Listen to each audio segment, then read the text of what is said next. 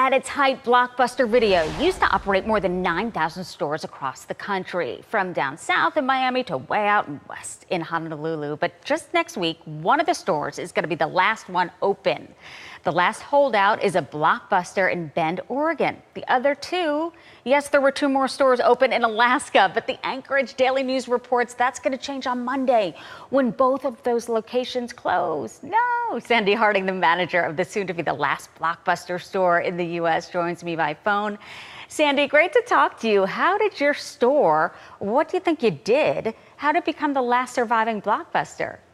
Well, you know, it is quite a surprise to us, too, to be the last surviving Blockbuster store. But I think it has a lot to say about our community, about our staff, and just about how unique we are here in Bend. And, you know, we have a wonderful community support.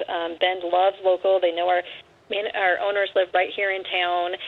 We have a wonderful staff, a lot of loyal customers, and I think we're just special out here. And Sandy, as I'm watching this and looking at your store, it really brings me back to that camaraderie you used to have, and it was an event on a weeknight or a Friday night, and you'd go out and spend a lot of time figuring out which movie you were going to rent. Do people still have, though, DVD players and VCR players to go in there, rent a movie, and bring it back? Well, I don't know about the VCR players anymore. We don't have VHS, but we definitely have DVD and Blu-ray customers that come in on a daily basis.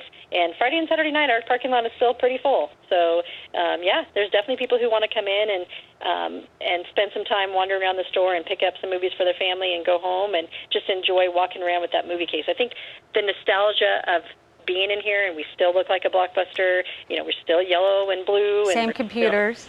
Yeah, it's wonderful.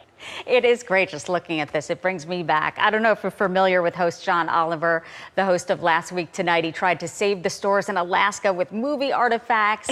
Do you think there's anything you need to do extreme, maybe turn it into like a touring, like a Graceland, so people can come through and remember their childhood? You know, I think that would be wonderful if we had some memorabilia here to show off as well. But, I think that just being who we are and just being in beautiful Bend, Oregon, and like I said, people just love coming by and seeing us, and I think we just need to keep doing what we're doing and being who we are, and I think that will be good.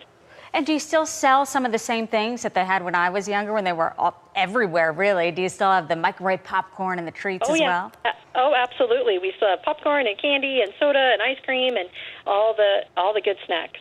So listen up, if you're in Bend, Oregon, you got to head out there. So how is the training on the old school computer? Is that tough for kids working there?